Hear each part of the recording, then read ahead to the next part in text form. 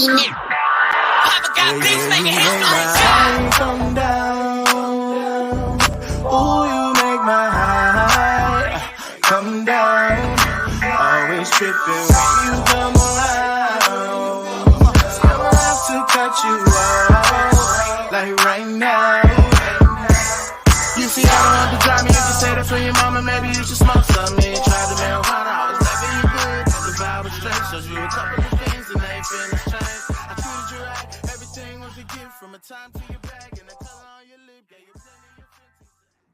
Welcome back to another Seahawks Man-to-Man podcast. I am Christopher Kidd. You can follow me on Twitter at CKIDD206. And the man that's on the screen as well with me, he needs no introduction, but go ahead, Mike. Oh, Say what what's up, to the y'all? people. Podcast powered by The Athletic as usual. Shout out to the company. Appreciate you guys for rocking with us. Those of you guys watching on YouTube, what up? Nice to see you guys. If you're listening on any Spotify, Apple Podcast, The Athletic, or whatever, remember we got the YouTube channel, and I am your host, Mike Dugar. I did everything backwards on there, but I'm just trying to plug the YouTube channel. So much on here. What do we need to get to? 1,000, Chris? Is that what it is? Yeah, matter of fact, I think we just eclipsed 600 today, if I'm not mistaken. So we're moving pretty Nice. quickly. All Everybody's right. definitely supporting, showing love, so that's appreciated. Let me double check right now, pull it up, That and is what's see up. exactly where we are at before we continue on with quite a show we have for you, ladies and Yeah, gentlemen. this is gonna be a long one. Oh, while Chris is looking that up, shout out to the homies at Silver City Brewery, man, sending me the New brewery, new beer. I mean, the new beer, the IPAs, man. I'm a big IPA guy. Right now, I'm drinking a Tropic Chronic joint. I don't know how they do it, but you open it and the room smell like weed. And it's crazy. And it's a beer though, and there's no weed in it. Interesting. I don't know. It's fire though. I don't even smoke, but it's just like a cool little quirk. Like this is the party pack right here. So shout out to them at Silver City. All right, what you got? How many we got now? 600. So we're moving up pretty All right. freaking fast. So shout out to all of you guys for rocking with us. Showing. Oh, I lied. 592. All right, well, Seahawks just Round need up. to have some more bad losses. We'll probably get a lot more. I know everybody wouldn't hear from us tonight, boy. Yeah, a Woo! bad Okay. loss. I will say it was an exciting. I don't know how to. That was a very entertaining game. That was a very entertaining It was game. crazy. I was watching it. At first, I'm thinking it's getting ugly. Titans about to go home. Derrick Henry's not going to eclipse 100. And then I remember Greg Bell was on KJR not too long ago, and he said that after a game that Derrick Henry goes less than 100 yards, he usually comes back with 160. That's his average, 160. Well, as everyone witnessed on Sunday, Derrick Henry went over and beyond 160. Yeah, this was bad. What was the final score? I mean, everybody knows it. 33-30. Yeah, Yeah. overtime. Crazy victory for the Tennessee Titans to come in Seattle. You said 68,000, Mike, packed in there? 68,585 was the announced attendance. I don't know how many people were actually there, but it was rocking packed in there, man. It was on its way to being a very boring game. When Freddie Swain scored to put him up 2 touchdowns in the fourth, I'm with you. I'm like, okay, let me start writing my my little game column. And then it just got, I think like right after that, Derrick Henry was like, but wait, there's more. Yeah, and then it got rough. I'm gonna throw out like a Derrick Henry, 2 Derrick Henry notes that I found. So that's a good pull by Greg before the show or before the game. But Derrick Henry had 182 yards rushing on 35 carries. 182 yards rushing is the most in the regular season. It ties the most in the regular season during the Pete Carroll era that a single rusher has had. The other was 182 yards, also by Adrian Peterson in 2012. Adrian Peterson did it on 17 carries because Adrian Peterson is not different. of this world. What? So, like, if you watch the game today, imagine that type of performance on half the carries. It's Adrian Peterson. Guessing he was just running through everybody. So if you touched him in the backfield, you were not tackling him. He just moved forward. I got to go back and look at that game because I think he also had like a big run called back in that game. That dude's different. The second thing, right?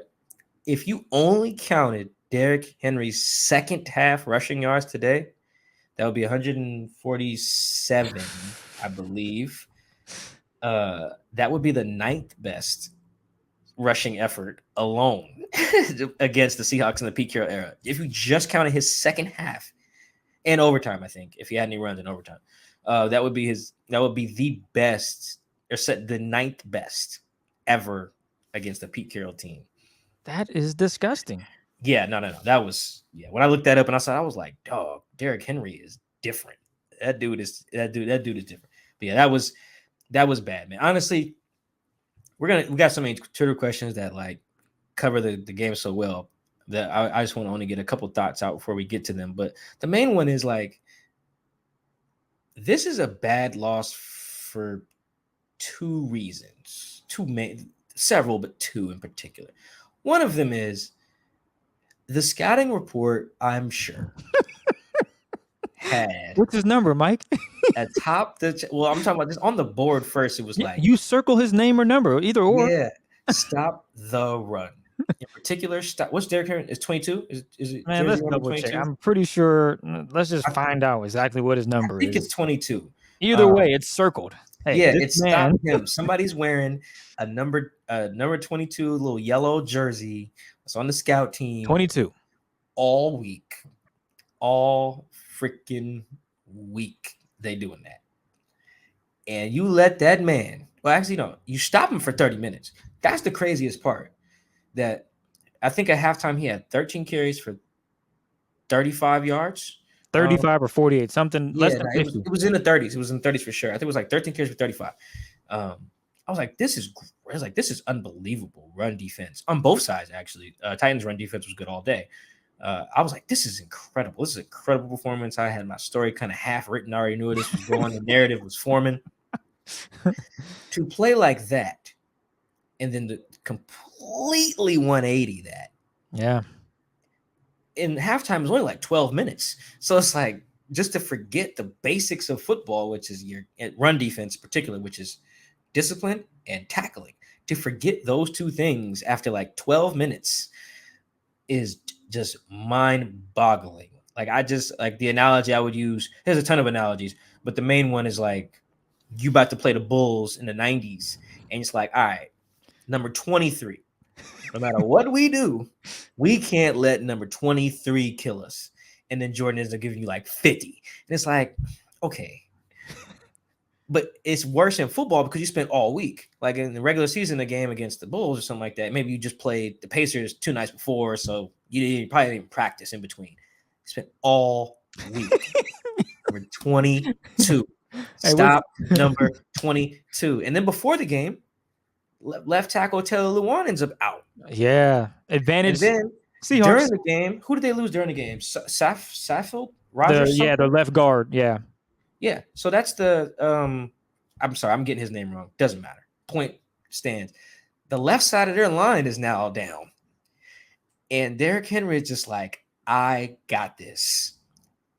I'm about to run my way to the Hall of Fame tonight against these guys. And I just think that from Seattle's view, that is the worst possible outcome. Like if they shut Derrick Henry down and somebody had to go berserk against them, like Julio actually did go play really well. Yeah, he had 7 for 108. Nah, he had more than that. Really? I think it was only 6 for 128. Oh, I was way off. 20 yards. 21.3 a reception. Oh, God. Oh, that was bad.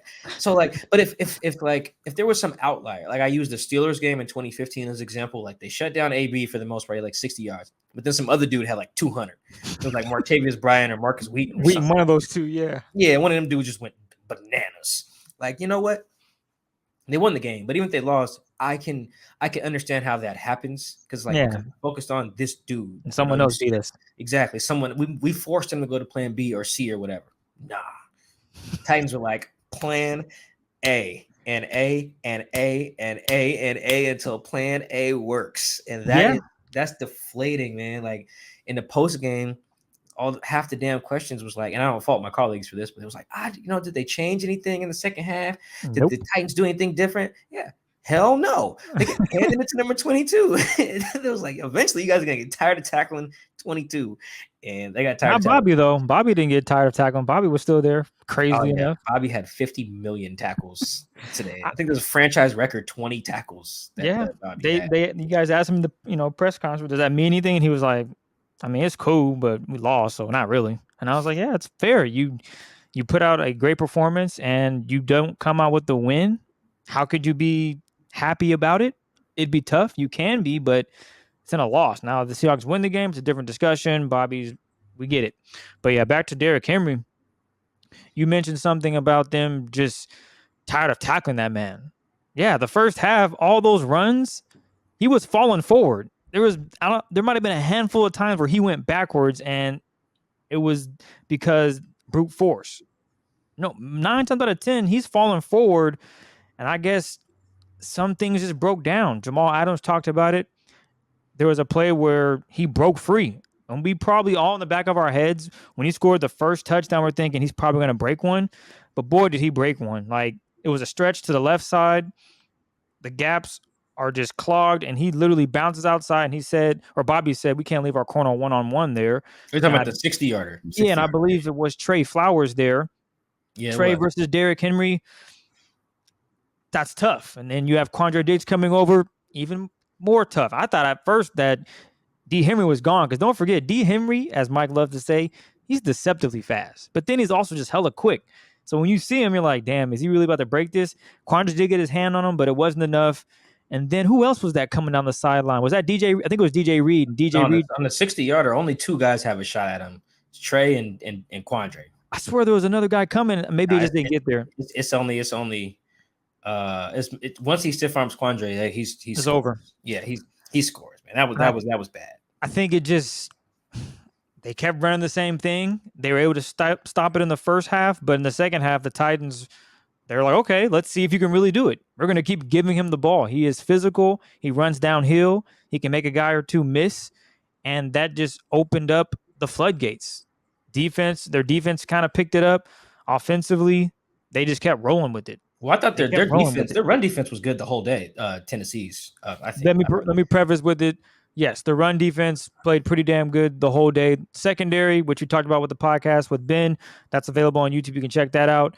Yeah, they got carved up. No, their secondary is not good. I will say this. I will say this about their secondary.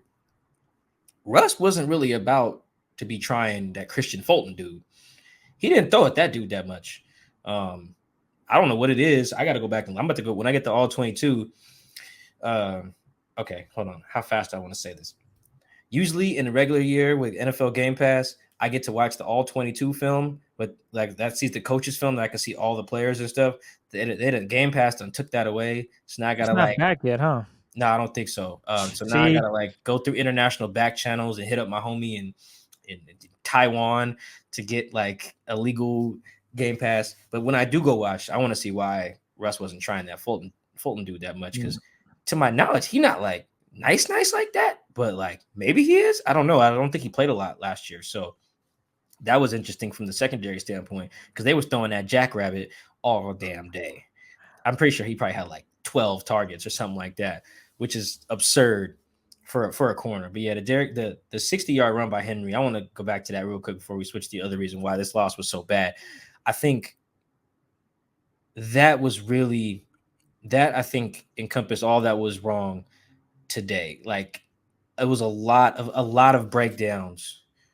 And when run defense is about being in your gap and tackling the guy, and being in your gap when you're supposed to be in your gap, and just trusting that if the play is not to your gap, not being too over aggressive or late or trying to do another guy's job or whatever, just do what your job is. And there's a little bit of a balance there, because like instinctual plays and seeing something and going can be beneficial in a lot of ways. Like Bobby before the game, I asked him about how he thought about KJ's Raider debut. And the play that Bobby brought up was the one where KJ comes on Monday Night Football against the Ravens and he shoots the gap on 4th down, makes the tackle. And Bobby was like, that's not where KJ was supposed to be. He just saw something and went. That happens a lot in football. You know, Honey Badger is really instinctual that way. He just sees stuff and goes. Seeing stuff and go, that Earl Thomas was like that. Michael Bennett jumped in the wrong gap all the time. You can do stuff like that. So there is a balance. It's not always just do your job. Sometimes doing a little extra is how you turn from a good player to a great player or even a Hall of Fame player. But when that doesn't work, oh boy, you can get burned. And I think that 60-yarder was a good example. You look at it, the way they're aligned, Jamal has, I want to say like the C gap or the D gap or something like that. And he just shoots it hard, like right through AJ Brown's inside shoulder. And then because of that, Henry, when he cuts back, that's where Trey's all by himself. Right? And then Trey misses, but it's like Trey making that play he should get a raise if he makes that play. Because that's a hard play to make on Derrick Henry. And then that play, Trey actually forces it inside. And then Quandre's one-on-one with Derrick Henry, who now has a head of steam, right? Ain't nobody done touched the man. He's 12 yards down the field. Now it's a bad spot for your free safety. But it was like 3 levels of guys. Like one guy does a thing, and then it puts the other guy in a bad position, and then another guy gets put in a bad position, and then it's a touchdown. That's usually how bad run defense goes by and large, right? And I thought that play said a lot. Like, not just because it was an explosive play, but it was like that was what was wrong today. And even Bobby said it, and Bobby didn't single anyone out, but it was very telling that when Bobby's answer with about the 60-yard run, he says, guys got over aggressive in their gaps, and we left a corner out to dry. Well, the guy on that side of the ball was Jamal, right? And then it leaves Trey out to dry. So I thought that was very telling there.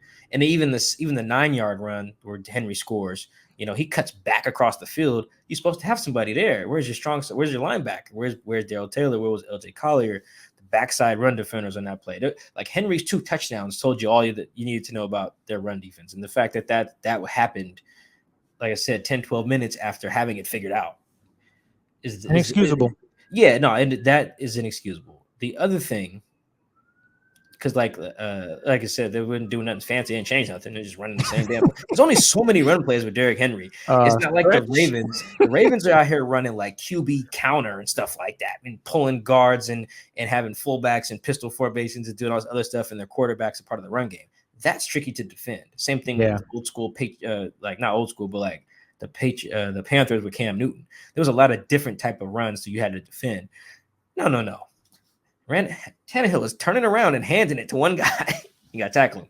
But the other thing that was really bad is something that Pete Carroll talked about last year and kind of hinted at this year is things change when they get ahead, right? Like Pete was like, we didn't play well last year when we had leads. Like the offense would stall.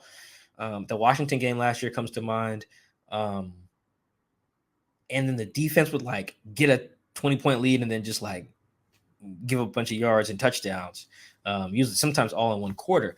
And even Tyler Lockett today mentioned it, was talking about like, we gotta learn how to play better when we're on top. And was just like, I don't want there to be too much dead air on the show, but like I want my face to tell the story here. Like, what is you saying, G? What does that mean? And like Pete has said it too, and it's just, guys, I don't think that should ever be like teams can have issues, right? You can be bad at tackling, you can have bad coverage, playing bad with the lead, yeah, whatever. Your quarterback can be bad. You can have a bad right tackle, whatever. That is part of football. If one of your problems is you don't know how to play with a lead, fire the whole damn team, man. Somebody got to go. I don't care who has to go. Somebody has to go. Maybe it's the nutritionist. Maybe it's the dude who holds the door open for brothers at 6 a.m. when they get there. Security guy, coach. Somebody needs to go. Somebody needs to be made an example of, because that might be the most inexcusable thing. And it's so strange. If nothing else, do what you were doing to get the lead. Like that's, bro. When Tyler said it today. And it's not, I'm not just isolating just that Tyler said it, because like I said, Pete's talked about it before. Even Bobby mentioned it. It was such an issue last year. Like look at their first 3 games last year. That was their problem. And I remember that being a real point of emphasis going again week 4 against Miami last year. It was like, all right, we're up. Let's just keep our foot on the gas. Like that was the thing against the Dolphins. And it was just like how that is still a problem. Like that is, honestly, that might be the weirdest thing I've ever heard, bro. Like, yeah, we got up and we just didn't know what to do. What? Yeah. I will say they also had over 100 yards and penalties. That didn't help their situation because those penalties were pretty costly. I know a couple of them didn't really matter, meaning when I say they didn't matter, they didn't result in Tennessee scoring points and it being devastating. But there was a couple plays where it's like, yo, like you put yourself in 3rd and long now, and Russ can't make no magic. I think Damian Lewis's false start was one. That was a big I one. think those plays played a role in this. And although it's still not an excuse, you have a lead. Okay, like as you mentioned, continue doing what you're doing. It should Right. nothing should really change. If anything, as our listeners and a lot of 12 fans, as they want to see, put your foot on their throat and just get a 20-point win like Tampa Bay did today against the Falcons. Destroyed them. Well, everybody beats the Falcons. But yes, yeah, But to your point. I guess Yeah. not the best example, but that's the principle there. It's okay, you're up against a pretty good team that has Derrick Henry. You know their game plan is still going to be able to run the football, which helps you because that's chewing up the clock. So when you go down and score, if they're still going to run the football, cool. Just keep playing the same defense you were playing in the first half. Let them run out the clock. 2-0. But unfortunately, that didn't pan out at all on Sunday against the Titans at home.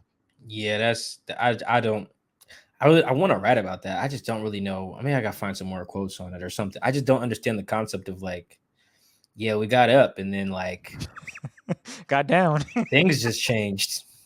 What? I expect that from a young team. You know, like if Urban Meyer's teams had that, like Jaguars, yeah, you know, or even the Texans with the new. He's a first-time head coach too. I think the Texans coach is. So I could see that happening there. Not this team with the Pete's been 7-year-old around coach. too long. Yeah, Russ is in year 10. Bobby's in year 10. You got too many veteran leaders, a coach that preaches finishing and has this whole spiel about winning the game in the fourth quarter. And can you win in the first quarter? Right, yeah, like, and then you've got that speech doesn't even account for overtime. We forgot about one thing, guys. Yeah. And overtime, can you win it? Yeah, sure. It's like, hold on. I think somebody said it in their post-game press conference. They was like, yeah, we got to learn how to play better all 4 quarters. And I wanted to jump in like, there was a 5th one. This game, right? It's overtime. But like Pete's too veteran. The team is too veteran, too mature. They got championship aspirations. You can't be the type of team that's like, yeah, no, we just got up and I don't know. Can't really explain it. It's just, and it's interesting because Russ always just like focuses on like the nuts and bolts to always be like, well, we didn't have the ball that much or whatever. And it's legitimate things, but he never really speaks to like the emotions of it. Tyler has spoken to it before. I think other guys have as well. And it's just like, you can't get that way. And other part of why that's bad, when you get up, you know what teams usually do? Run the ball. You know what Pete Carroll wants to do? Run the ball. So if your offense doesn't know how to operate with a lead and your defense doesn't know how to operate with a lead, Houston, problem. Like, I think I don't think it's not like sky is falling, but I do think going forward, that is definitely something that'll prevent you from making a deep playoff run if you don't know how to like finish, behave yourself and finish a game. That's the problem. That's the reason that and some of the stuff we're about to talk about, the Twitter questions, is why I would feel I wouldn't come out of this feeling good. This feels it doesn't feel fluky like some of the other bad home losses, like the Ravens one in 2019 felt a little fluky because I think there was a pick 6 in there and DK fumbled that led to a touchdown in that game. And even the Saints game with Teddy Bridgewater, Chris fumbled. There was a special teams touchdown in there. It was a little fluky. Alvin Kamara broke 1 million tackles, but this one just felt like, damn, like if this is what the team's going to be, this is bad.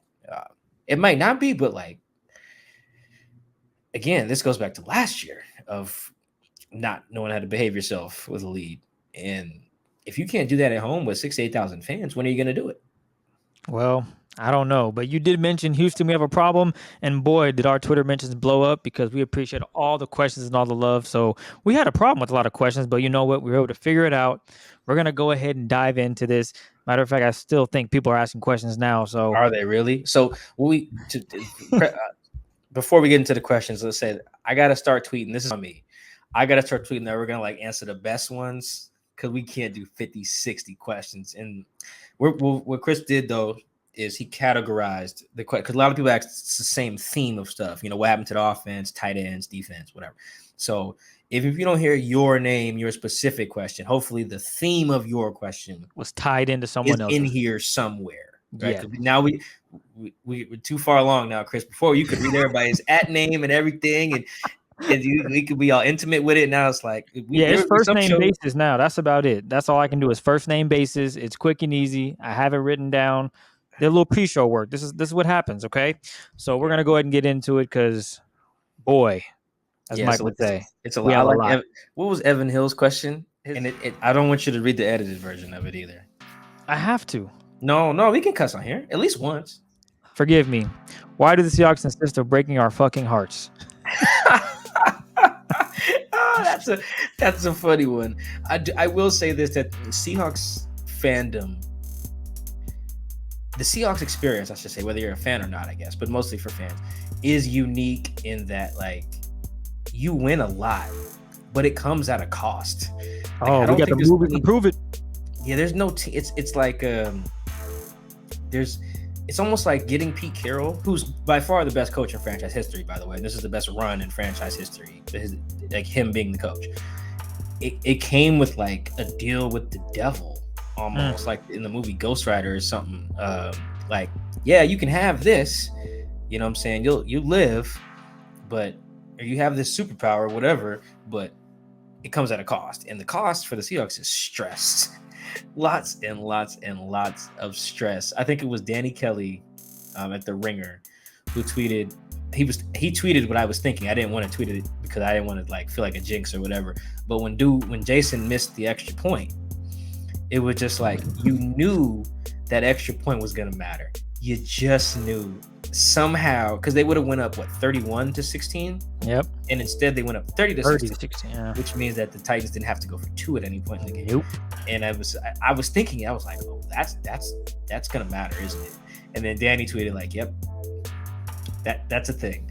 And then that's Seahawks fandom. What Danny tweeted is that's called trauma. Because he already knew that something bad was going to happen because of that.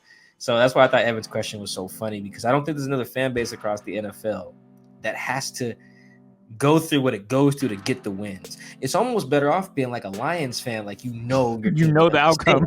Yeah. Or like a Patriots fan was like, we're just gonna win a lot of games, right? Or even the Chiefs. I know the Chiefs lost, but like they know they're gonna win games and they're gonna smoke some people a lot of the time. No, but the Seahawks is like you're gonna look great, and then you're just gonna blow it and end up winning by like 1 or something like that. Man. There's gonna be so much stress involved, and then all your games are gonna be weird when they're on prime time. So I think, yeah, it's buckle up, guys. It's gonna be a long 2021 season, man. Shout out to every question. Real quick, I have a movie analogy. I know you got one, right? For the Seahawks fandom, I think Ghost Rider is like my best example. I forget what the deal is he does with the devil in the Ghost Rider movie, but that is Seattle.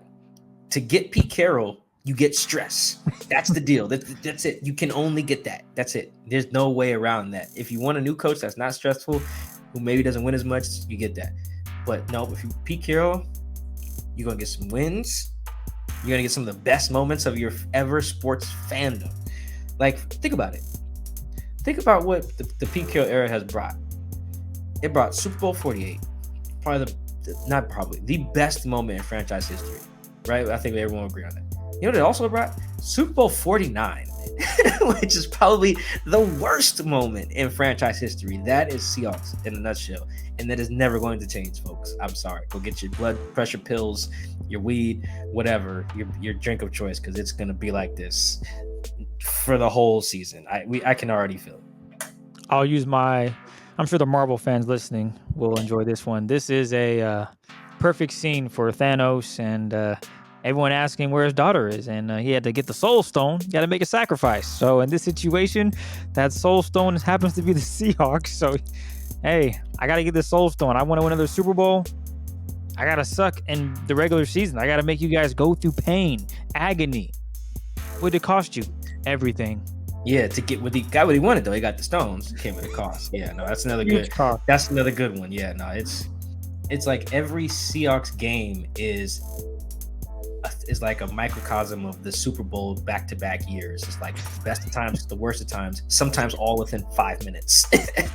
And we're only 2 weeks into the season, man. Yeah, no, man. I'm gonna need a lot more beer all year.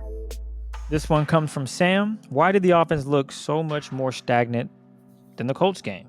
Less motion, less reliance of the tight ends, more passing attempts than rushing attempts. What's going on with this offense, Mike? Yeah, and I think that's one that like a lot of people asked about. Basically, what happened to the offense in the second half, and why did it not look as creative? And without talking to Shane Waldron, the play caller, it's hard to get into the X's and O's of it, and also without the all 22, the coaches film. But one thing I do think is going under discussed, which makes sense, a lot of things being discussed at the moment, is the run defense or the run offense. They did not run the ball well in the first half. Chris Carson didn't run it well. The blocking wasn't good.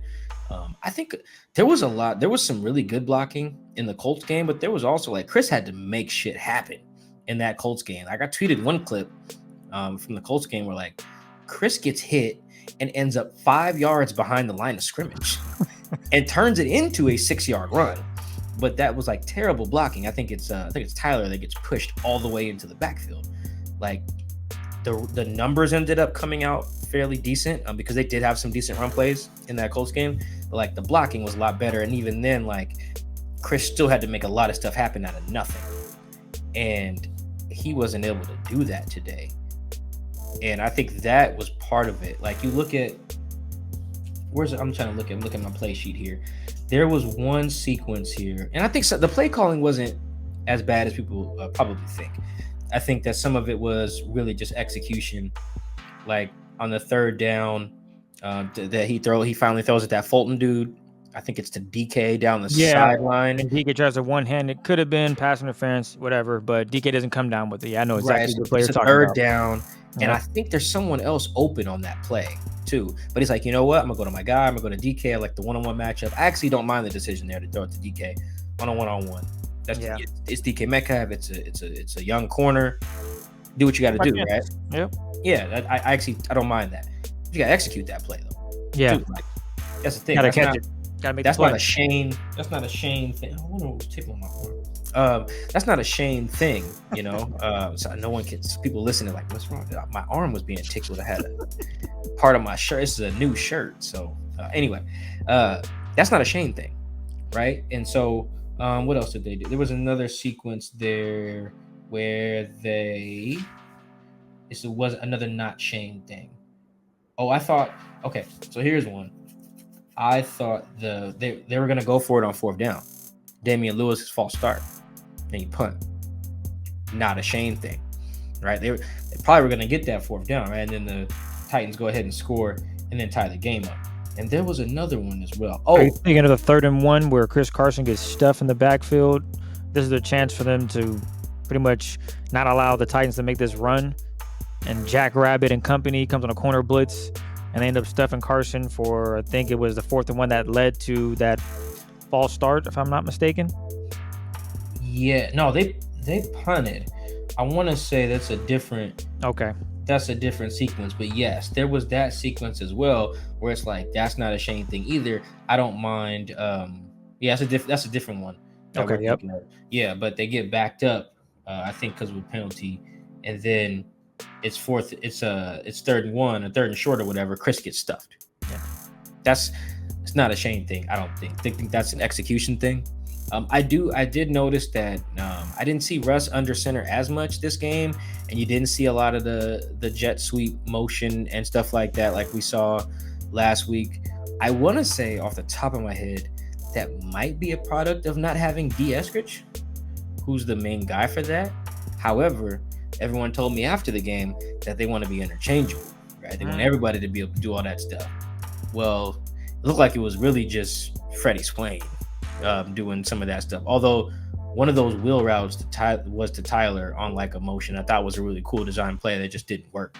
So I think the personnel was part of it, but also I think the blocking just wasn't there for them to do some of that stuff. Like the threat of the run was basically neutralized in that game, and that you can't really call plays that way. It's only so creative you can be. Like, it's either run or a pass, right? Like that's just kind of it. So I think that was one of the issues there more than anything. Was the execution was so bad. It was so bad. The run, when you can't run the ball like that, you're gonna have some issues.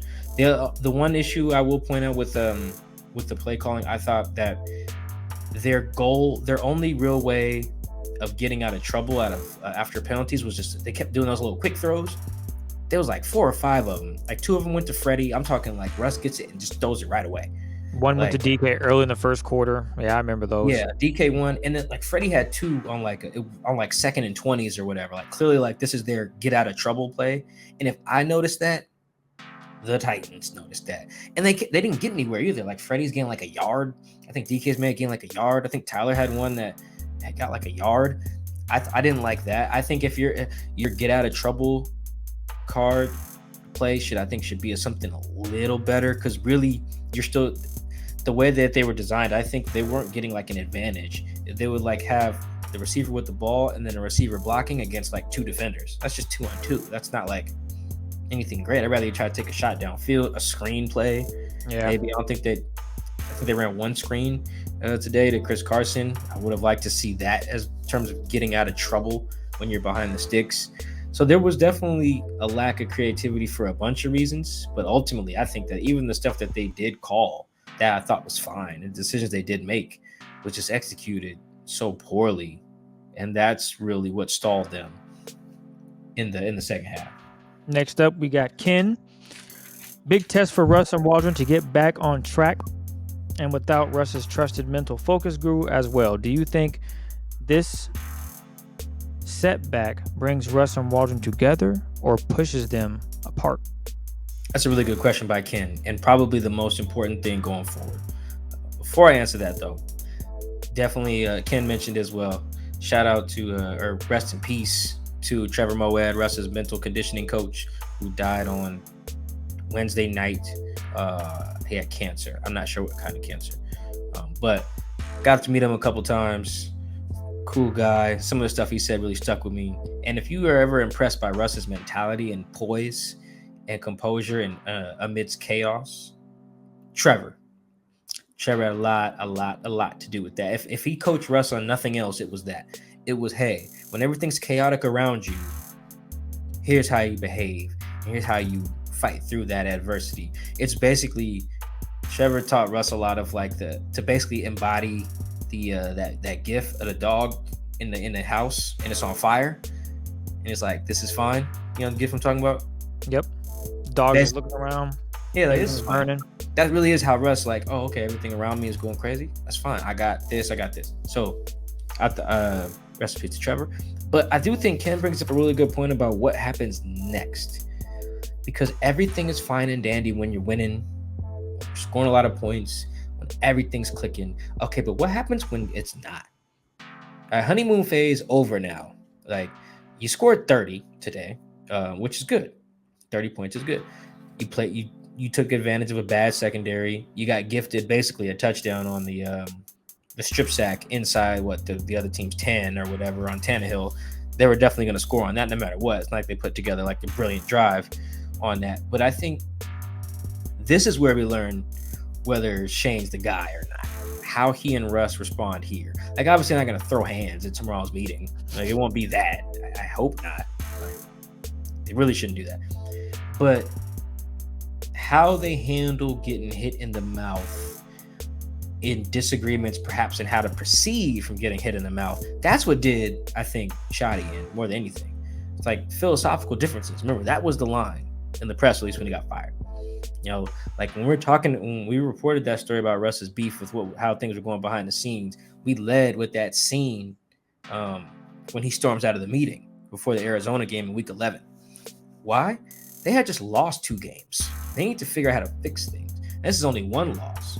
But how they go about fixing things, I don't have a good answer for whether this will bring them apart or push them apart or bring them closer together. Shane ain't been here that long. And I don't even think they know, to be honest. They're hoping for the better end of that spectrum. But this is now the most important storyline. how do Shane, Russ, and Pete proceed right now? It's not just about run pass balance. It's about just like, how do you problem solve together? Shane, Russ, and Pete could not, or excuse me, Shoddy, Russ, and Pete could not problem solve together. That is what happened in the second half, among other things. But that's ultimately what led to Shoddy being fired. This one's from Snowboard. Hold on, real quick. Oh, yeah. Like Shane, Pete, Russ, problem solve together. Fail, season goes down the drain. Succeed, and we're not even thinking about this loss by week 17 or whatever. But yeah, Ken, great question, because that's really what matters next. Yep, this one's from Snowboard 159. Is Russell Wilson the new Tony Romo? A good, not great quarterback that only his team's own fan base thinks he's great. I think he's great, but I'm wondering if, as annoying as these Dallas Cowboys fans are from the last decade. No, not at all. I think Russ is significantly better than Tony. Maybe am I tripping? Russ is way better than Tony. Tony was really good though.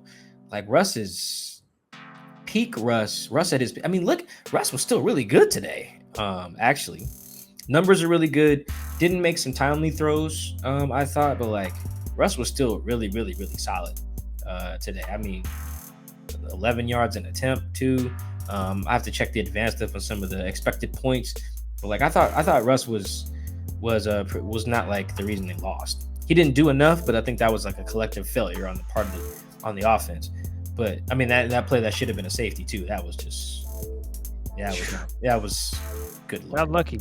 Yeah, this that one. was bad. But I don't think one more thing on that though.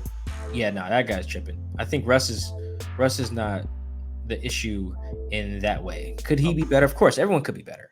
But yeah, to say Russ is the new Romo, nah, man. Russ is still that dude. This one's from Zach. Should I sell my Super Bowl tickets? Okay, actually, this might be the best question. So if you didn't catch last week's show after the Colts game, Zach asked, should he buy? He asked, should he buy his Super Bowl tickets now? Yep, was the question. Yep. I can't remember what did I say? Yes. You said you should wait till after the Rams game. That's right. So if Zach did buy them, don't sell them yet. Wait till after the Rams game, Zach. Be patient, man. And again, if you're buying tickets out here, Chris and I would like Super Bowl tickets too. Look us up, man. We'll bring you on the show too. You can be our third. You can be Seahawks man to man with Zach at the Super Bowl if Zach's out here buying tickets.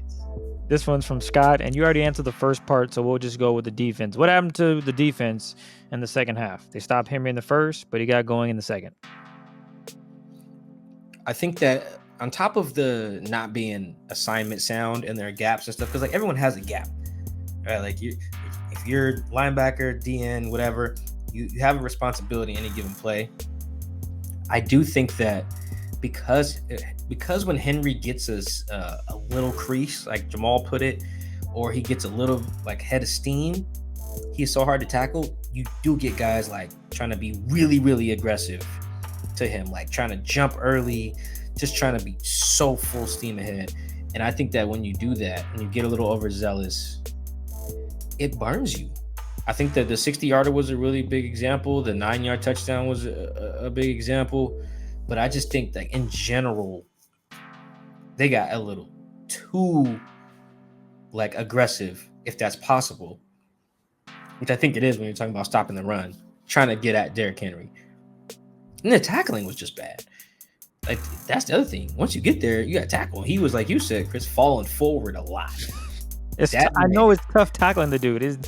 It's not easy, but given, like you pointed out earlier in the show, you circled number 22. You put it in red. You put stars. You made sure he was a focal point. It can't just be, yeah, we got it done in the first half, but in the second half, got tired of hitting that mofo and things just fell apart. No, it's unfortunately you got to do it for, in this situation, 70 minutes.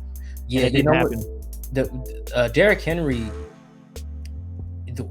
he's interesting. He's so big and so fast. It's amazing how fast he is to be that big. It's like him and DK like blow my mind how big they are at their positions and how fast they are. But where Derrick Henry is interesting is that, like, if you notice, a lot of defensive coaches or just head coaches in general, when they're drafting players now, they're like, yeah, he's so fast, right? Every team is trying to get faster on defense. You can even look at Seattle's decision to move from KJ to Jordan Brooks. Speed. Everyone's talking about getting faster on defense. That's why Derrick is an example of why don't get slow players, obviously, but get players who are instinctual and can tackle on the and you talk about corners, get guys who can cover, but you know what I mean. Like, get guys who are good at the thing. If you're slow and you're still good at the thing, then I'm taking you, right? Because Derrick Henry, no matter how fast you get there, if you don't get him down, it's irrelevant, right? So I think Derrick is because he's a reminder of why that is so important. That it's not just like get fast dudes on defense. No. Get dudes who execute what you need their job to be. If you're a corner, get corners who can cover, not just corners who are big or fast or athletic. Get guys who can cover. If you get linebackers who can cover but can hit, like, I think that's Derrick really puts that on, like, pokes a hole in, I think, what a lot of teams trying to accomplish. Just like, oh, we got this guy, he's fast, right? Like, look how fast he runs for a guy that big. Okay, cool. Can he tackle? Can he cover? Like, that. Put all those things together. Yeah, like, that is what makes guys good. It's not just the measurables. The measurables, sometimes they just don't matter that much. Derrick Henry is when they don't matter. You just need to be good at tackling. Exhibit A. Yeah, exactly. Michael Scott wants to know, was this actually a bad defensive performance worth worrying about? Or did the Seahawks just play against a Space Jam monster Moonlight as a running back?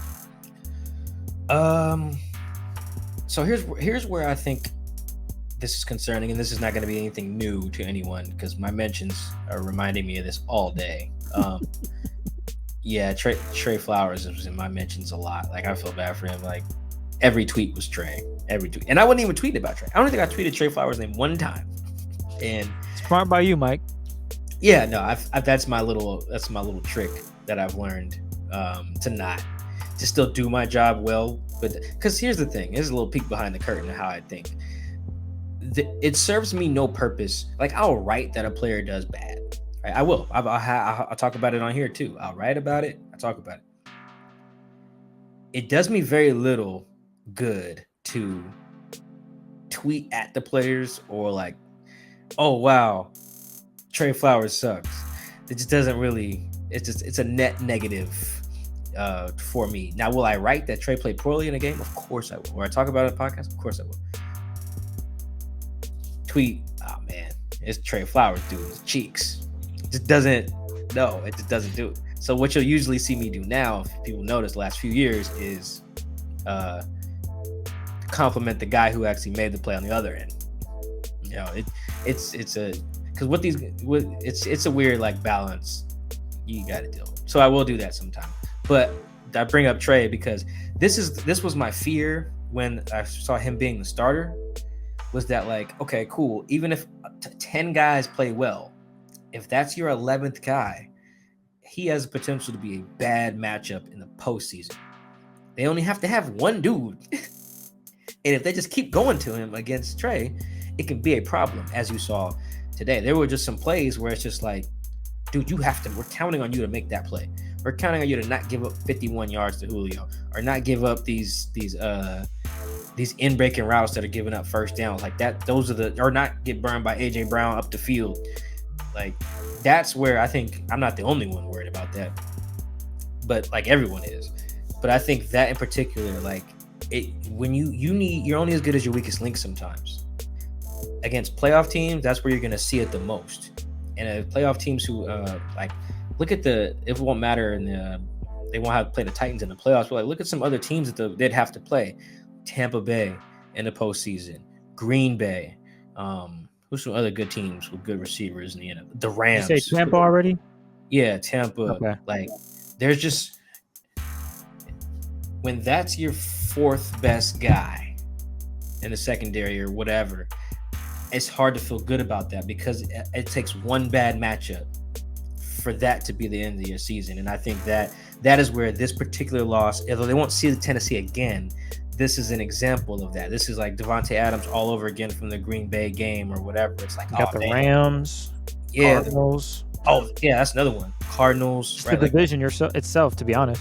Yeah, honestly, the whole damn division. Like, if they can just throw at your guy, whoever your guy is, whether it's Trey or if it's DJ or if it ends up being Sidney Jones or John Reed or whoever, Byron Maxwell, whoever, right? Like, if they can just decide we're going to go at that dude and it works, that could be your whole season, right? Like, I've used the Packers as an example. They just learned that, right? Kevin King in the game, it's like, well, you get burned by deceptive speed dudes at the end of the half, costing us the game, right? Because once you're the target, the mark or whatever, it's over for your team a lot of the time. So like that particular element there is where I think it's time to be worried, because I don't know what they can do at that position to avoid having this be a problem again in the postseason. Well, speaking of cornerback play, this one is from Go Hawks. How long do you see Trey Flowers, that is, being a starter at corner? I don't think, man, how do I want to word this? I don't think this like guaranteed last game, but I do think like this is the point where if all the corners are healthy, that like Pete just walks in Monday or whatever, Tuesday, Wednesday, and be like, hey, DJ, you're fine over there, but everyone has a shot at the right corner job this week. Best man wins. Don't care who it is. Timeout though. He didn't keep that same energy when it came to Akello. He got that man about the paint immediately, and the season hadn't even started. So I don't know if I agree with that, Mike. I'm just throwing that out there. He might do that. This leads me to believe that, and I said this. I think I wrote this too. The Akello thing couldn't be performance. He had to. I don't know. He must have argued with Pete behind the scenes or something. They must have had some beef, because there's no way. I was thinking that during the game. I was like, there's no way Akello's worse than this. No way in hell. Like, for real. That's just okay. Well, then that eliminates that point there. Continue. My bad. But no, you're right. Like, it's not the same for everybody. But I think that's the result of what happened Sunday. It's Pete going in there and be like, look, we need a right corner on Sunday. I don't know who it's gonna be. It's gonna be one of y'all. Figure it out who, and it might be Trey again. You never know. I'm just saying it's like that, another movie analogy. It's like that scene in The Dark Knight when the Joker breaks the pool stick and throws it in the middle. It's like, look, we got one spot. We're gonna have tryouts. Every one of y'all figure it out. You're gonna join our team. Yeah, that is the result, I think, of Sunday. Pete's gonna break the pool stick. Yo, you corners figure this out, because by Friday we're gonna have a starter at right corner. Don't care who it is. It's the best man from the next 3 days of practices or whatever. Anything other than that would be like complete hypocrisy on Pete's part in terms of always compete and stuff like that. There needs to be a competition there. It's just obvious, especially when you're going up against the second best receiving duo in the league in Thielen and Justin Jefferson. Like, and they didn't have a good day on Sunday. I'll be honest. They had a midday. They both caught touchdowns, but they only had, I think, combined maybe 86 yards or something. So it's not like they went off. And they lost. Oh, did they lose? Yeah. They lost 34-33. Oh, damn. That's so they're going to be hungry. Obviously, but whatever. You get my point. Yeah, no, that's the way Pete should do it. I don't think he should just hand someone the job or just snatch it away from Trey right away. I think, go in there. One of y'all. Someone's coming out with a job. Someone's getting a job today. That's just how it's going to be. This one's from Katie. It's simple. What happened to the pass rush? Yeah, no, that's a good question from Katie. I don't know either. Like, I thought they were going to be. So on Friday, I think it's Corbin at Sports Illustrated asked Darrell Taylor, is like, are you something about the pass rush? Like, look how they performed against Arizona. You guys think you're going to have a good pass rush? Or what do you think of their tackles or whatever, or their offensive line? And Darrell just started laughing, because you can tell in Darrell's head, he wanted to be like, yeah, those guys are trash. We're going to beat them. But instead he was like, yeah, we're going to go in there and do our jobs. Something politically correct. It was really good by Darrell, not saying what came to mind, because it would have been like bulletin board material type stuff. But I knew what he wanted to say. Good. None of that played out. They played fine. The sack was just like a free rush. First one by Bobby's free rush, not really a pass, but like just a blown play by them. Yeah, so whatever. yeah. It's a equivalent to like a blown coverage. Alton Robinson beat the snot out of a dude for that strip sack. That was good, but I think he's like their backup. Yeah, he's came in for Luan. Yeah. So I don't think. I mean, like that's good for Alton, but I don't think that's like indicative of like how good the pass rush is going to be necessarily. But overall, I do think it'll be good. And the other sack was what Al Woods coming up the middle. Beast mode. that was like a good rep. I don't know how good the dude is that he beat, but that was a really good rep there. But yeah, I don't think in general this was just a good day for the edge. I really don't think so. I don't think Benson, Carlos, who else is on the edge? Daryl Taylor. Yeah, Hyder. I think Alton Robinson needs to play more too, man. Like I think let me see how many pass rush snaps Alton Robinson had. Alton Robinson had 5 pass rush snaps. Yeah, get him out there. I don't think that's enough, man. Like by comparison, Carlos had 20. Benson had 13, which isn't like really a ton, but he had 27, or he had 53 defensive plays. Alton only played 17 defensive snaps, man. Like I think he needs to be out there more, especially if he's going to be that productive, man. I think he's going to be a good player, but I think that was just a letdown on their part. And I know like part of the pass rushing is that like on early downs, this team plays the run so much that like your edge guys aren't just flying upfield. They have run responsibilities. They got gaps. Exactly. But I'm looking specifically at like the obvious when they have their cheetah package out there. And I just don't think they performed. And I think that's another one where Clint Hurtt's the D-line coach is gonna go in there Monday or Wednesday, be like, look, I need the best 4 edge guys against Minnesota. Don't care who it is. Don't care where you were drafted. Don't care how much your contract is. The best X amount of guys are going to play against the Vikings. I think that's what it's going to have to be this week too, because that I think was unacceptable as well. I got to go back and look, but just looking at some of the numbers and just what I can recall right now, Sunday night after watching the game, I did not think anyone on the edge had a particularly great day. I think really was just, and I'm just talking about just sacks in general. I think the interior guys outplayed the outside guys, and I did not see that coming based on how Tennessee played in week 1. This one's from Austin. Where's Jamal Adams? I know he's active, but I'm not seeing the impact plays or seeing him take over a drive or a quarter, half, whatever the case may be. Is that scheme or something else? I think a little bit of that is scheme, but I think today in particular, and I tweet, this is an example of what I was talking about, how I tweet. I was talking about how Derrick Henry did the blitz pickups. That's because he was stonewalling Jamal. Like, man, the first time I saw it. It was crazy. Dog, Derrick Henry can pick up a blitz. Because that man, Jamal was coming in there hot. And Derrick was just like, nah, I'm part left tackle too. What's happening?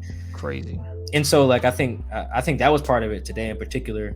I thought he was fine in like coverage as usual. Jamal can cover. Like, I don't know. Yeah, we saw a pass breakup or he made a play on a ball. He was active. Yeah, no, Jamal was fine today. But I think the blitzing wasn't there. But I still think like independent of the 60-yard run, he has some good run fits too. I mean, some of the stuff, depending on the run and the fit, sometimes his job is to just take on somebody like a guard, a pulling guard or something like that, and turn the run back inside to someone else.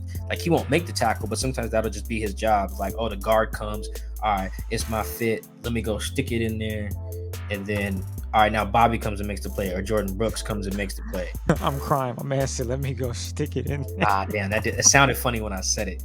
But you know what I mean? Like, stick your shoulder in there and then just like take on the guard or whatever, or the tackle or the tight end. And then like Bobby or Jordan Brooks comes in and cleans up the play. Sometimes that's Jamal's job too. And that was Cam's job too. Like, that's why Cam blew up linemen, because that was his job to do that.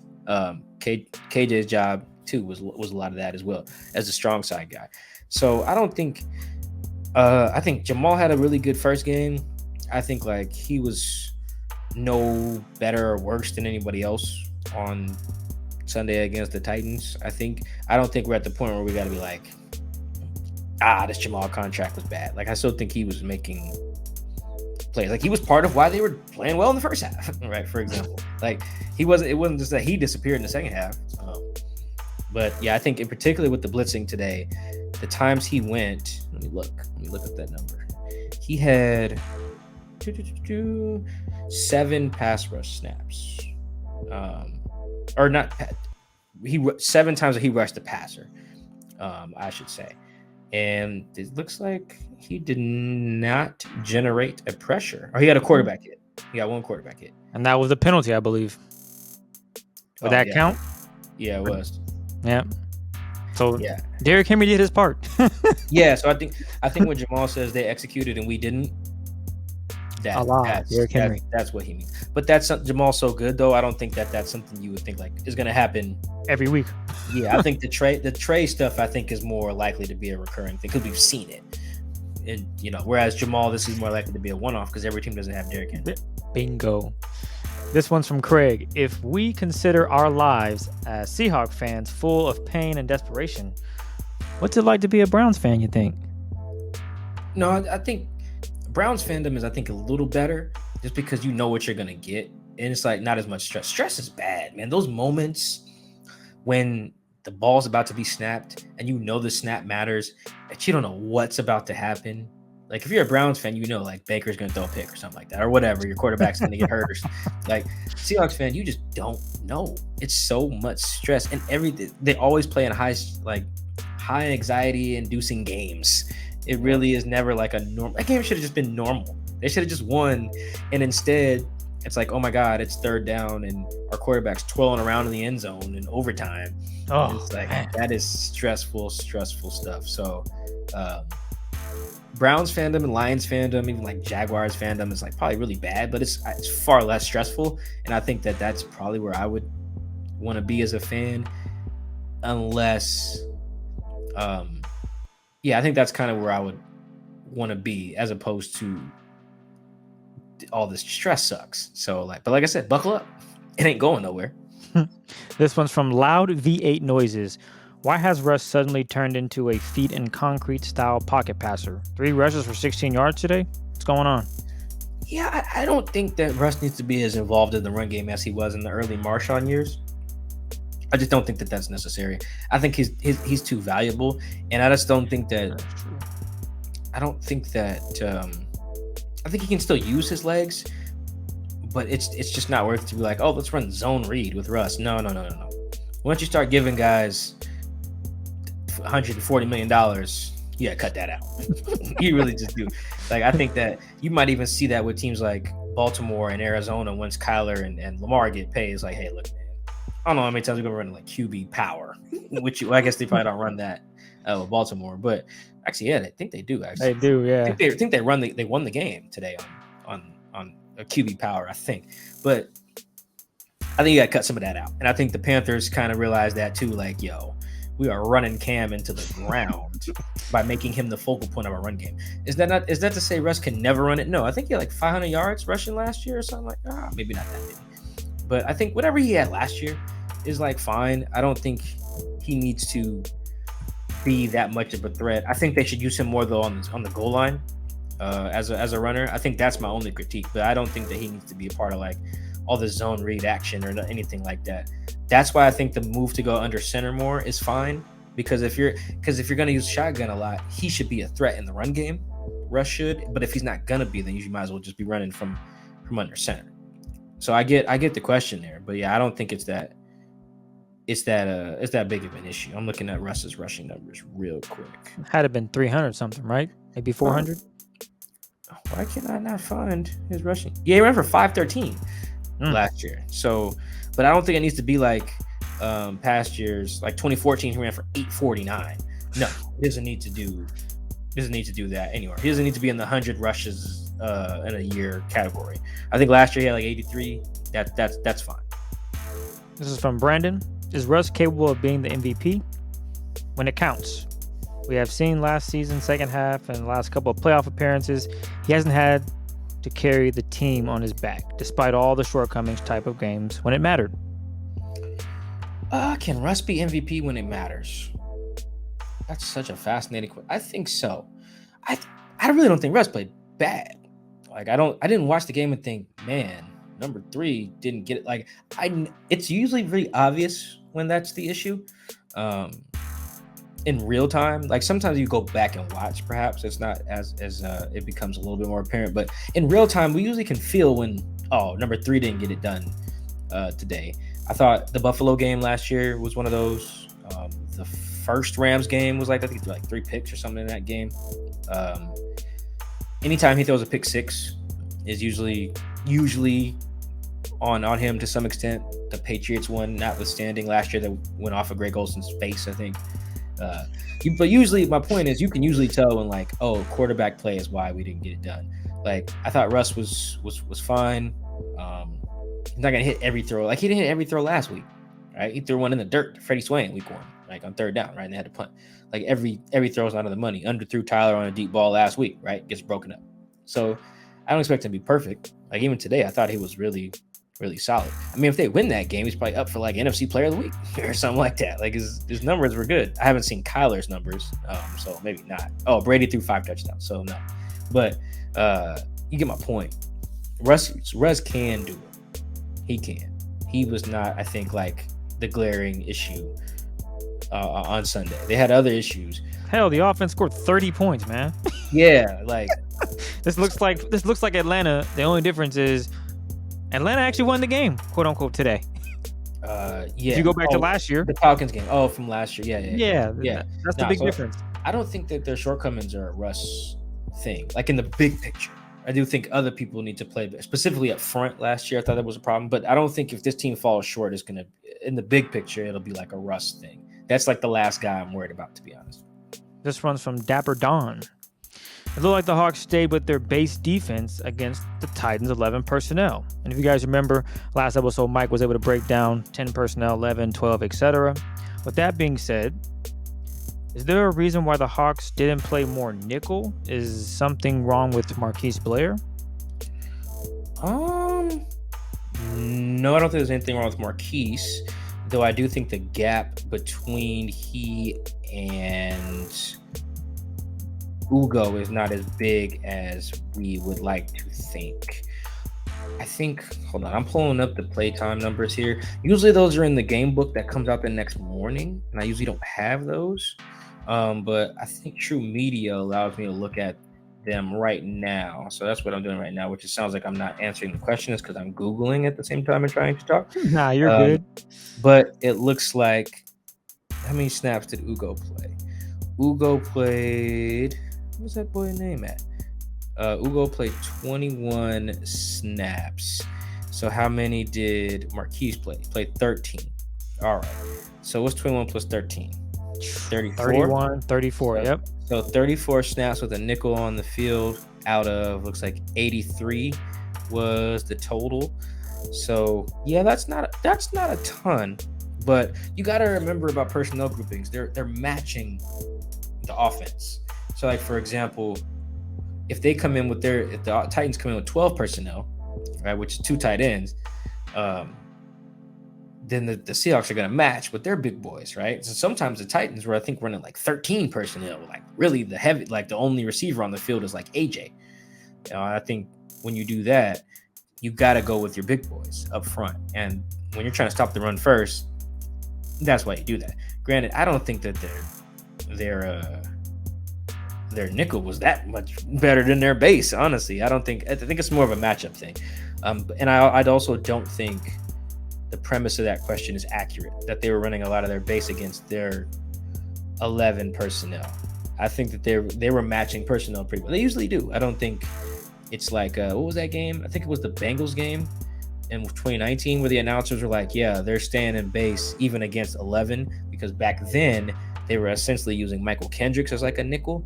They're not doing that now. I think the one play he's mentioning, though, is when Jordan Brooks was covering Julio Jones, and that's when they scored that.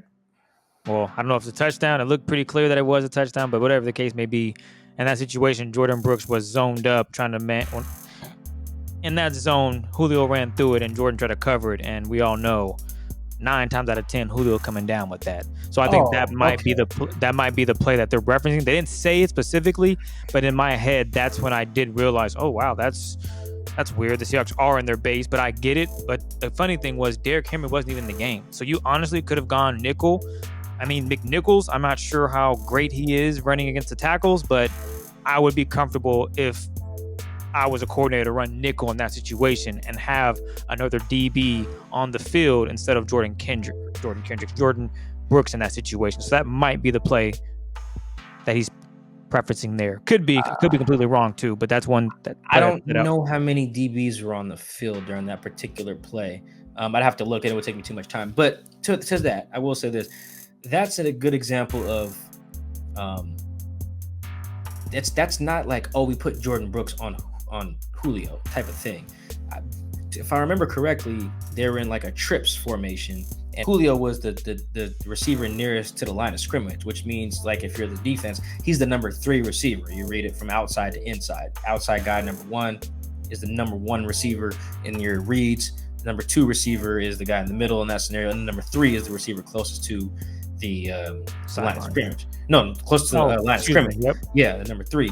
So in terms of your responsibilities, whoever the number 3 is, whether it's Julio or a little slot guy like Amendola or something like that, you have just responsibilities. So if your number 3 receiver runs whatever he ran, it probably was like a post or something like that, your weak hook defender, which is Jordan, a weak side linebacker, that's his responsibility to carry whatever that route is. So it's not like, oh, we put Jordan Brooks on Julio.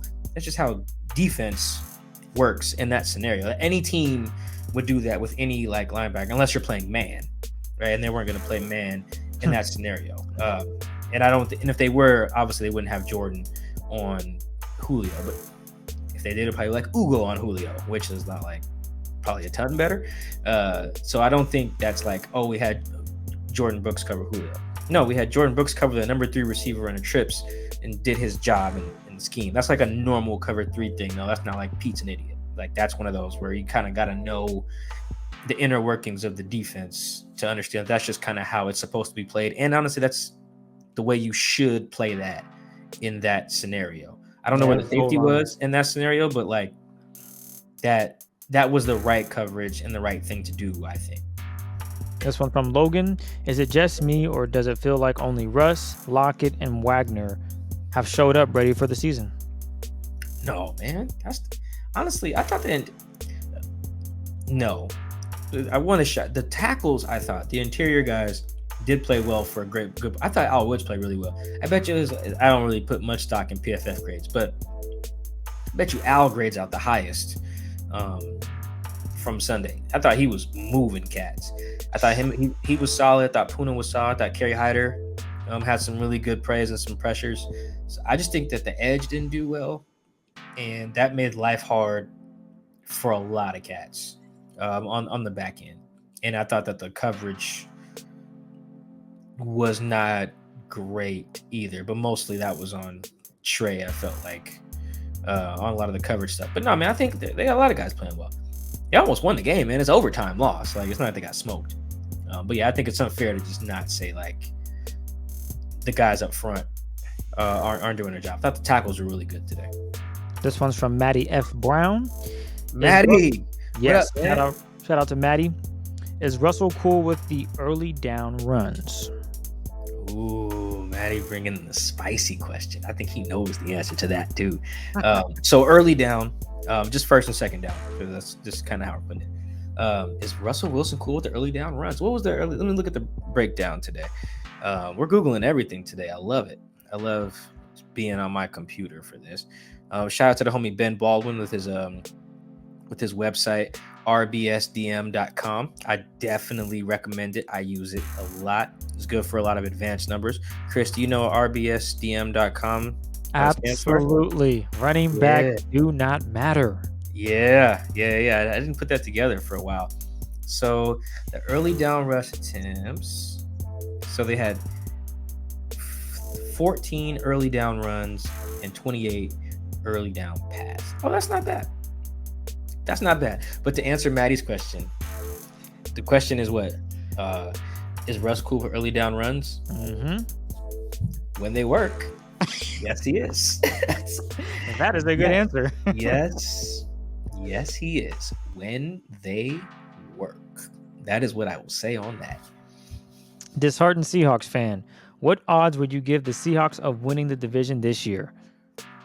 Oh, it's whatever they were before. That'd be fine. To win the division, this is gonna sound stupid, but to win a division, you should win your games in the division, I guess. It sounds dumb, but like they lost today to a AFC South team. Yeah, doesn't matter. Yeah, it's not the biggest. The only reason that's kind of a problem is because the rest of the NFC West plays the AFC South. So if you get a tiebreaker situation, you don't want it to come down to the fact that like everyone else beat Tennessee and you didn't, which could be that's on the table at this point. But aside from that, which is like the fourth tiebreaker, if you get that far in the weeds, I think I need to see some division games first. I also don't know how good some of the other teams at the Niners 2 wins are like Philly and Detroit. I think not super impressed by that. I don't know who the Rams have beaten. Will they beat the Bears and the Colts? So that's one good team that they beat. So I'm not super worried yet. But, and I'll probably write about this too, Seattle waking up in last place not good. Illustrates the margin of error that there is not basically in the NFC West. Like you won't have time to be messing around and giving games up because everybody's coming to play in your division. We have two more, and they're both DM. So this one is from Pat.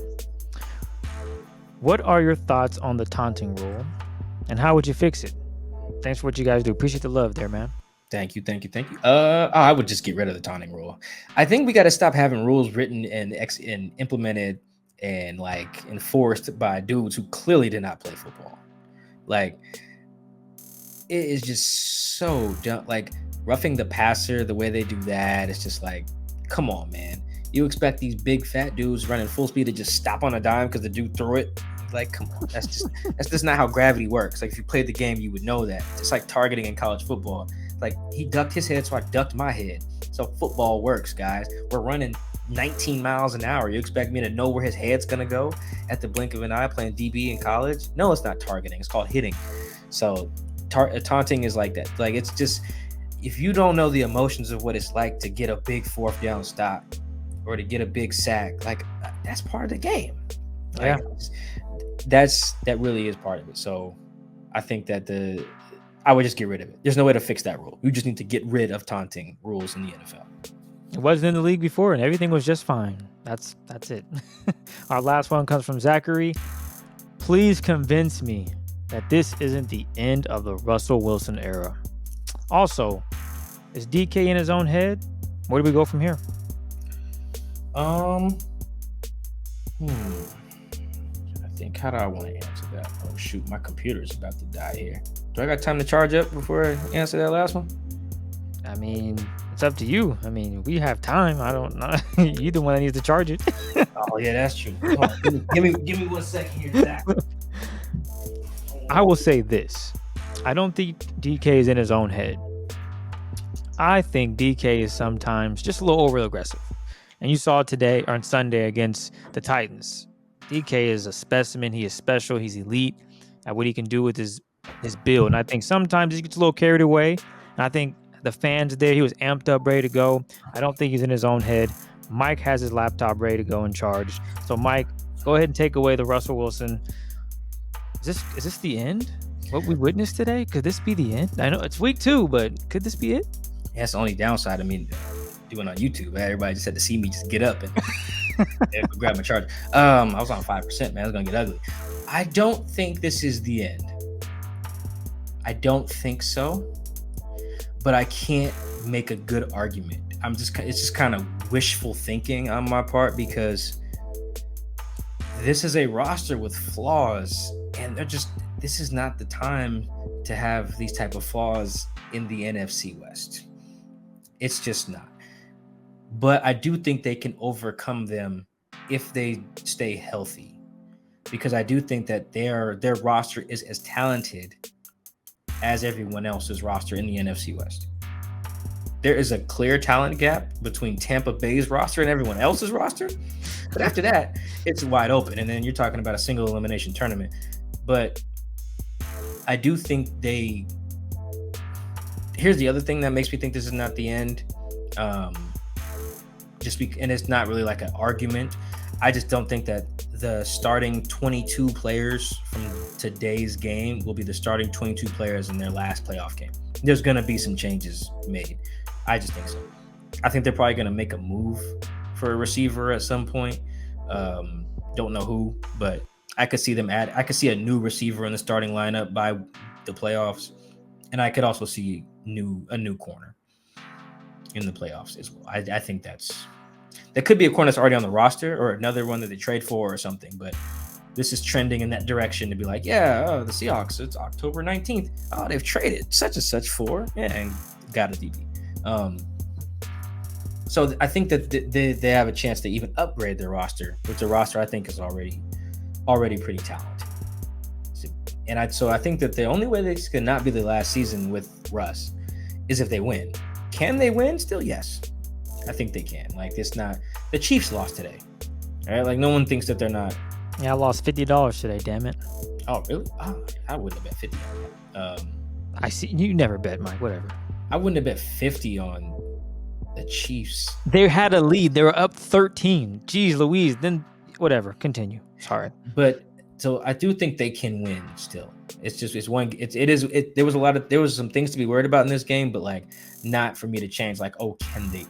Of course, like I said, the Chiefs lost, right? The Packers got shellacked by the Saints, who aren't good, right? And then I still think they're a championship team, right? Pending a Monday night loss to Detroit or something like that before this, after this is already out. But yeah, this doesn't change the outlook for me in the grand scheme. They can win. If they win, Russ stays. They lose, I'm gonna take a sip of beer on that one. I don't even want to think about what happens this offseason if they like go out in the wild card round or something like that and Russ gets pissed again.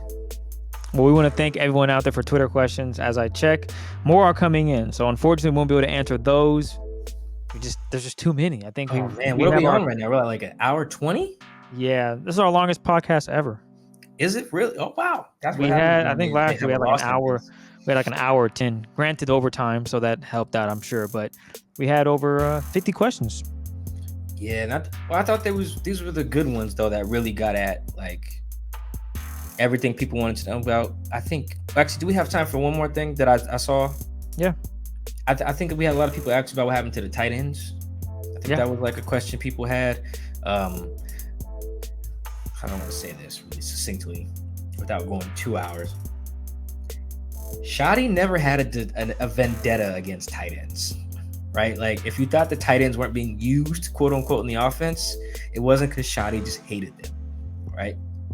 Tight ends are very rarely number one reads and progressions in passing offense, like at a high rate, unless you're Travis Kelce, Darren Waller, Gronk, who's George Kittle. Kittle, that's the other one. Like unless you are those dudes, you just kind of get what you get. And I think last week that was the takeaway that I think that we did not need. And I don't know who was responsible for that. Like, oh, look, this new offense uses tight ends. I think between Will and Gerald, there was like 4 catches. Like it wasn't like they were going berserk. And one of those catches was Gerald's touchdown, in which he was the 4th read. One, two, three. Oh, there he is. Yeah, so I do think that we need to understand your expectations for tight ends and catching in this offense in general. They're just never going to be, it's not going to be like a 19 target day like Darren Waller might have with the Raiders or something like that. Insane. Now today, I think only Gerald got the 1 target and that was it for the whole group. That is low. I'm not saying that that's not an issue, but I do think that it's not. Shane didn't come in here and be like, you know what I'm gonna do? Use the tight ends. No, man. Shoddy's not stupid. He would have done that too. The quarterback controls where the ball goes, right? And that's dictated by coverage.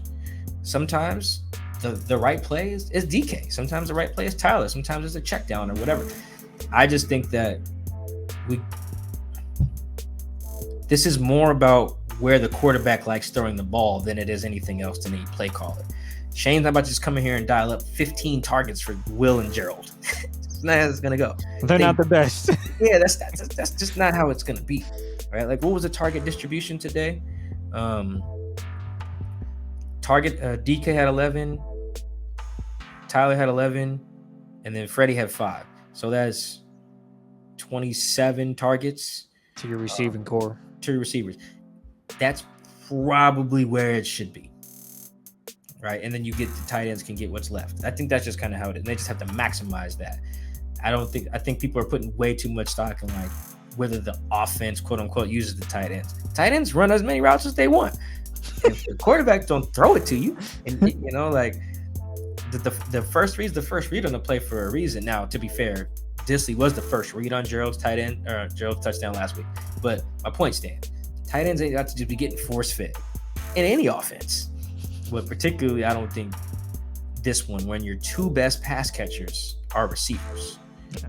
There's just not a lot of room for anybody else to get a ton of targets, to be quite honest. Let alone the receiver. Yeah, I think they had five targets last week, the tight ends combined. So, and I don't know how many times that the tight end was actually the first read. I think maybe twice out of those 5. So some there's gonna be some weeks like this, right? It's not, no one hates the tight ends, or we don't need to force feed the tight ends. Right? That's just not how it works. Somebody's tight end love on here. I love it. But I guess they got spoiled with Jimmy Graham and he wasn't being used at all. Well, and then Jimmy Graham is last year here like 10 touchdowns. You know, like it's kind of weird. But that's the thing. Just keep your expectations realistic on tight ends in an offense that has 2 Pro Bowl caliber receivers, right? And one that their tight ends aren't like Gronk. Like Gronk gets targets because Gronk is Gronk and it's Brady. Russ does not have that relationship with any of his tight ends, and they're also not Gronk. So, you know, it's a little different. I think Brady has like 4 Pro Bowl receivers. Yeah, Mike Evans, Antonio Brown. I guess you could throw Rob in there as a receiver if you want to. Well, yeah, pass catchers. Yeah, I think that's 4. He has 4 dudes that have made the Pro Bowl. Throwing the rock, right? But even then, like, look, like AB got like 2 targets today or something like that. So your like, fantasy team's hurting. 0-2. We're not talking about my fantasy team. Not at all. I smoked you week 1, and you got smoked week 2. It's just fantasy is stupid. I'm done with fantasy. But I want to get that tight end part in there because I feel like a lot of people, my phone feel like it buzzed with tight end. Yeah, I just got a tweet that said, "Where the tight ends go, Mike?" Yeah, I don't know. But that's my answer on that. Now I think we can wrap on what is clearly the longest podcast in man-to-man history. Goodness gracious, man. They got to lose like this more often, man. Then we can dive in. Nah, we need a big win. They need to beat Minnesota by like 30, and then we can just like that have would a be long incredible podcast going over everything that went well. Let's do that next week instead of before we get out of here, let's get a hot take. Seahawks won by 30. Is that what you said, Mike? Against the Vikings? And the whole Dalvin Cook under 100 yards? I definitely would project 100 yards, under 100 for Dalvin. I don't think that's a bold take. Hot take. But depends on health. I need to see how guys are feeling, but I could definitely see this being a complete game from the Seahawks. Because in the past, when they've had some complete games, it has been against Minnesota. There's a trend here. The other problem is they've had some ugly wins against them too. So it could go. Yeah, they won 10-6 when it was like negative. I don't know. It's freezing. Oh, in the playoffs. Yeah. But even then, they won like 21-7. 2 years ago, was it? Yeah, something like that. And then like that was up here too. Last year they were down like 13-0, and then they came back and won up a few touchdowns. That was the Action Green jerseys, right? Yeah, but then they ended up needing a DK touchdown to. Yeah, it was crazy game. Yeah, it was doing a lot. Their Minnesota games are kind of wonky, but I do think that I could easily see a complete game from them where they win by like 3 touchdowns or something like that. Because I'm not really sure how good Minnesota is. We'll see when we have the homie Chad on. That covers the Vikings for us at The Athletic. That's a good plug for the next podcast too. Look at that, man. You got it, man. Well, we want to thank everybody out there for tapping in and joining the Seahawks Man-to-Man podcast. Again, we set a record. Longest episode of our history, 4 years doing this. So make sure you follow us on Twitter. You can follow me on @CKIDD206. Also follow the YouTube channel. Just type in Seahawks Man-to-Man. Subscribe. We got to get to 1,000. We are more than halfway there. So we appreciate everyone out there. as Mike used to say, tell a friend to tell a friend. And yeah, subscribe, throw it in your pocket, listen to it. And if you're still rocking what's on the podcast through Apple Podcasts, Spotify, we appreciate the love there as well. Mike, take us out. We good, man. Subscribe, man. We appreciate the love. Appreciate all the Twitter questions. Long episode. We like a lot to dive into in this particular one. If they lose again next week, we'll have to have a 2-hour show. It's some heads gonna roll next week. But until then, we out.